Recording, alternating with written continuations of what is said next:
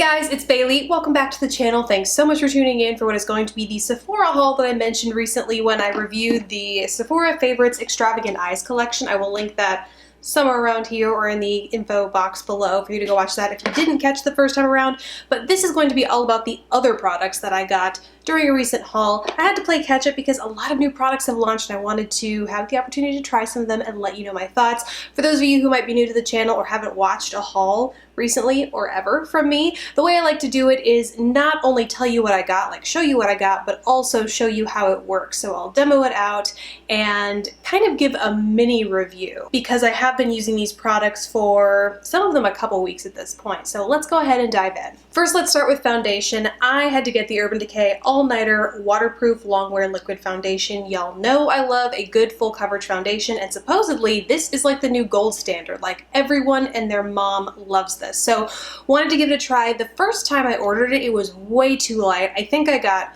3.5 and it was super pasty pale on me. So I went up to 4.0 and I forget how the shade convention is here. There's like 4.2, 4.5, I forget, but basically there is a warm, cool, and neutral, and I think 4 is the neutral. I'm probably getting this totally wrong, so I'm just going to go ahead and put it right here so you can see what each shade means. But I actually went into Sephora and did a shade match, and I talked to someone and they were like, yeah, you should probably aim for the 4.0 because of whatever undertone that is. Turns out it was pretty spot on. It's a hint too yellow for me still, but it is the right depth of shade, I suppose might be the right word. It's dark enough for me because before it was a little too light. Anywho, this is a really nice foundation. Super duper full coverage. I find I do have to work in small patches on the skin. All it takes is one pump. That's how much I'm wearing today to get the coverage you see here. It's very full and flawless, but it dries down, so it's like it feels like second skin. It doesn't feel heavy or cakey or anything, but it dries down quickly, so I would recommend working in like quarters of your face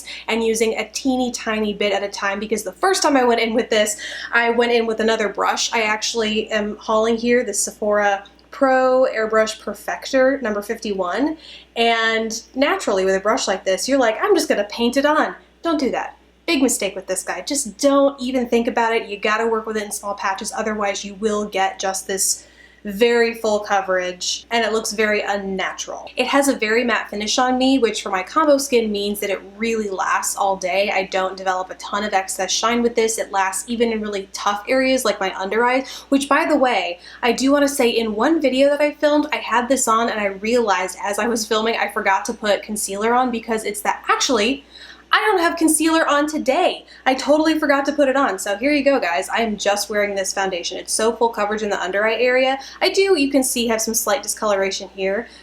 So if I look a little tired, it's because I don't have that concealer on to brighten that area up. But yeah, it's one of those foundations where you can forget to put concealer on because it's so full coverage the first time around. But back to the finish, it is pretty matte. I don't notice it being unflattering because it's matte, but it also doesn't have like the dewy kind of lit from within glow that I tend to love from my J. Manuel Beauty foundation. So I would say that's the biggest difference there. And then lasting power, like I said, my combo skin, it can be hit or miss with foundations, but this guy lasted all day with very minimal dewy developments. And I will say I have been testing this during a really weird, you know, in the South, the summer to fall transition is a weird one because you might get some rain, you definitely get some humidity, you get some heat, there's just your skin's in transition into fall. So it's definitely a good time to test this guy because it's under all sorts of conditions. Now onto the brush that I applied it with. Like I said, the Airbrush Perfector by the Sephora brand. This is a nice little brush. I don't know what compelled me to pick this up besides the fact that it looks like a tiny paintbrush. I mean, how can you resist?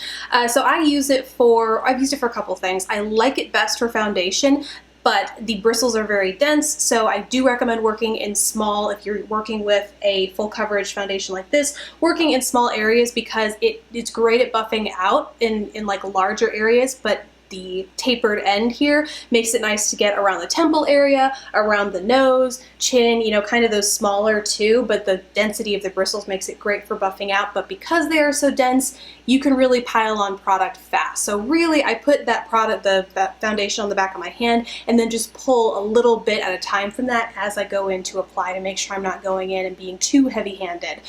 Which kind of brings me to another, this I have not had a chance to try. It's the Naked Skin One and Done Hybrid Complexion Perfector, and this was by request from a couple of you guys. I picked this up. I'm not a light foundation kind of person. I feel like if I'm going to go for tinted moisturizer coverage, I'm just going to mix some moisturizer in with my foundation. So I still do need to give this a try, but just know it is in the to try list. On to some super hyped up products right now, the Cover FX Custom Enhancer Drops. I have one of the bronzers. This is Sun-Kissed. It's the lighter of the two, and then I also have one of the highlighters. This is Moonlight. I mean, obviously I'm wearing both today. Moonlight, well, I was wearing both of these in the most recent video I put up of the Who Is She Cosmetics. A lot of you were asking what highlighter I was wearing because in the video and even here, it looks just very fresh and glowy and dewy, despite the fact that when you look at this swatch, it's like ultra glittery. It looks like you can see the chunks of shimmer and glitter, but when it's actually blended out, and I will say in person, it doesn't look like that at all. So very impressed with this guy. It's easy to work over products like the this all-nighter foundation, as well as other foundations that I like to wear. I can't say the same for the bronzer. This guy has been really finicky for me. I've tried applying it multiple different ways with sponges, with like fluffier brushes. The one that I have found that works best and what I use to apply today is something like this, where it's more of a dense tapered buffing brush because it gives you that precision, but it also allows you to buff it out like the bronzer that it is. It has a light pearlescent sheen, which is what made me most excited about it, because I thought, ooh, it's going to be this beautiful satin bronzer, give a really soft glow effect to the skin. But for some reason, the texture of this guy makes my foundation move unlike the highlighter. So I don't know what's up with that, if it's a formula difference or if it's a brush or tool difference, but this is the only way I have found I can get the kind of blend I want from this, because it's very pigmented.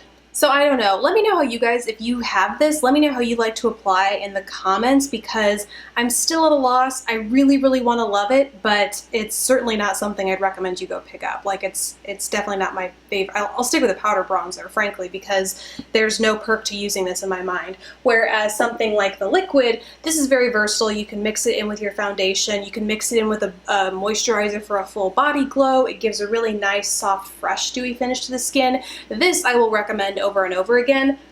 Can't say the same for the bronzer. More for the cheeks. Actually, cheeks, lips, and eyes. I wanted to give the Bite Beauty Multi-Sticks a try. I got the shade Papaya. It's a little less eye-friendly in my opinion. It's a pretty kind of nudie pink, but the pink tones, that's where it's on my lips right now, as well as very lightly on my cheeks. It's a little too pink leaning for my eyes. I do get a little bit of a sickly look when I wear it on my eyes, so I'm wearing something else that I'll talk about very shortly on my eyes today. I really like this. It dries to a true powder finish. I mean, it has a definite cream texture, but once you apply it, I have applied it directly. I've used my finger to apply it to my cheeks, and then I take a kind of stipple brush to buff and blend that out. It doesn't disturb the product underneath. It blends out really beautifully. It dries to that powder finish and then lasts all day without like melting into the skin and kind of disappearing. When you wear it on the lips, I do have to say it has a slightly balmy sheen on me right now because I applied it over a lip treatment, but when you just wear it plain, it has a soft matte finish. It's not, it doesn't like dry the lips out or make them feel uncomfortable. It has that kind of signature Bite Beauty nourishing feeling, but at the same time it lasts all day. So I'm not really sure how it accomplishes that, but it does so well. I would definitely give a few more of these shades a try, namely the browns, because especially going into fall, it's going to be very nice they're going to be more wearable for the eye area, but it's also going to be nice to have a nudie brown lip for the lips as well going into fall. The other thing is this packaging. I mean, it looks pretty standard for Bite Beauty, but it has a strong magnetic clasp. So, I mean, you can see it just slides together, and then it takes some pulling or tugging to pull apart. And so I think it's going to stay really secure when you want to go throw it in your purse or whatever. And I just love a good multitasker. I've said it before and I'll say it again. Anything that you can use that's like meant to be formulated to be used and long wearing across multiple parts of your face and or body, sold. I love a good multitasker. Now onto the eyes. What I'm wearing today is a duo. This duo eyeshadow eye cream or pigment format is super popular. I mentioned this before when I talked about when I did my like what's in this drawer that I reach into. I did a tour video of that, and I showed these Estee Edit, same sort of format where you have a cream base and a glitter or pigment to pat over top, and then Dose of Colors has one as well that I'm trying. So this is from Tom Ford. I thought I'd give it a try just for the sake of, you know, having a broad experience with this kind of format. This is the cream and powder eye color, and I got the shade 01 Naked Bronze because who doesn't love a good naked bronze? This format is a little bit different with those other two that I mentioned. The shadow or like loose pigment is down here in the pot at the bottom, but in the Tom Ford, this is actually your mousse cream eyeshadow base, and it really is. You can see here like a moussey cream texture. Super pigmented. The first time I went in and used this, I used a finger. I got a good amount on there, and then I had raccoon eyes for like the rest of the day. So heads up, I recommend using either a light hand or my favorite way is a brush. Pat it on the center of the lid and then really carefully and slowly buff that out around the eyes because this stuff packs some pigment. That's what I did today. I put it all over my lid and then buffed out into my crease. It's the only base shade I am wearing. And then in my inner corner, I went in with the shadow that comes with this. And in this format, the shadow's on top. It's a pressed shadow as opposed to a loose powder, which some of you might prefer over the Estee Edit or the Dose of Colors because those have loose pigments. But this is a pressed powder, really more of a pressed glitter. I think you'll be able to see close up. There's really not much.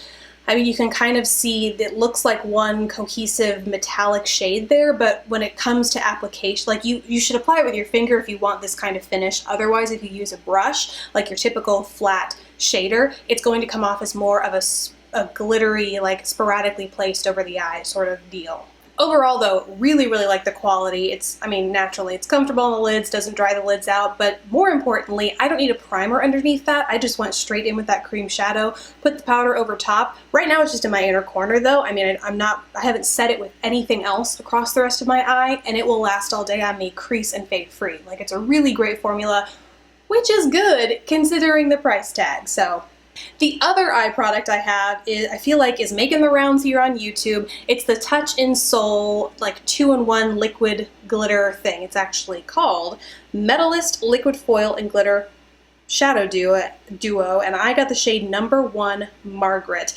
I think the shades are a little misleading online. This happened to be the only shade that was in stock when I went to go buy. I think there are 4 or 5 of them up there now, all of which are in stock, so I'm about to order a few more because, you can't tell, I really like it. On one side, you have the liquid. It's this really sheer kind of pink champagne, kind of has a mix of copper, but it's very sheer, mostly just glittery, you can see there. And then the idea is that you go in with what is kind of like a crushed metal. This reminds me a lot of the MAC crushed metals, and you have a plastic spatula over here so you can really smooth it over the liquid. But when you do, it creates this like molten metal glitter effect. I do recommend going in very light-handedly. That's a word. Light-handed.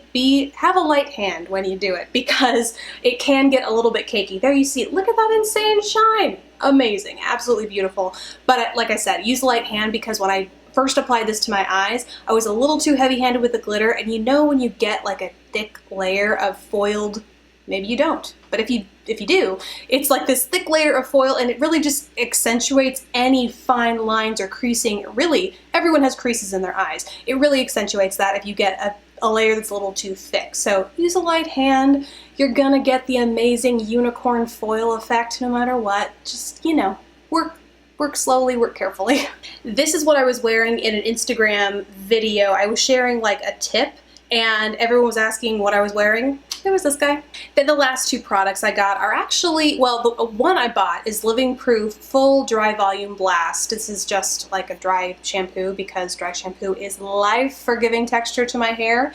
My thin, fine, especially on top, so I have tape-in extensions kind of around the base of my hair, but on top, especially because I don't like to wash my hair every day, I love dry shampoo. So this guy smells amazing. I got the small size because it's not cheap. I mean, it's Living Proof, so it's nice, it's not cheap, and I thought I'd give it a try before investing in the full size. I think I'm gonna go for the full size next time I place an order because it smells amazing. I mean, it's kind of the lesser of the important factors here. It works is the most important. It really works at wicking away excess moisture. It doesn't leave a white cast like the one that this one is what I have in my hair, and there's just a slight white cast that I'm not crazy about. There is no white cast when you use this, but it